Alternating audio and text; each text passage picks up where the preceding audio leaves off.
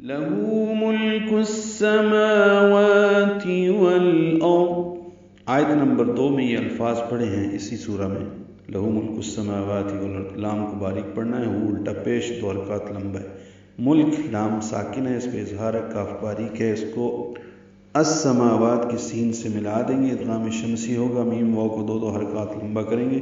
والارض میں لام ساکن پہ اظہار قمری ہے، را ضاد دونوں پر ہیں، اور یاد رہے ضاد پہ قلقلہ نہ ہو، والارض یہ غلط ہے، والارض را اور ضاد پر ہوں گے اور ضاد ساکن پہ اظہار ہوگا۔ ملانے کی صورت میں زیر کو جلدی اور معروف پڑھنا ہوگا۔ وَإِلَى اللَّهِ تُرْجَعُ الْأُمُورُ۔ پچھلی آیت میں یعنی آیت نمبر 2 میں، اسی سورہ کی آیت نمبر 2 میں لہو ملک السماوات والارض کے بعد یحیی و یمیت پڑھا تھا، یہاں پہ وَإِلَى اللَّهِ تُرْجَعُ الْأُمُورُ ہے۔ لام پر کھڑا زبر ہے لیکن ملانے کی وجہ سے زبر لگایا گیا ہے، وَإِلَى اللَّهِ، اور اسی وجہ سے لام اسم جلالہ پر پڑھا جائے گا۔ ترجع میں را پر ہے کیونکہ اس سے پہلے پیش ہے، عین کو الامور کے لام سے ملا دیں گے، اظہار قمری ہوگا، ترجع الامور۔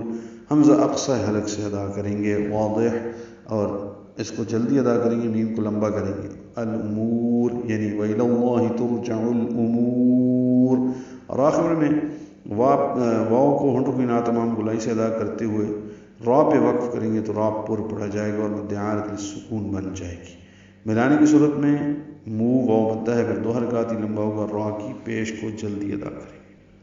آسمانوں اور زمین پر اسی کی حکومت ہے اور تمام امور اللہ کی طرف ہی لوٹائے جاتے ہیں۔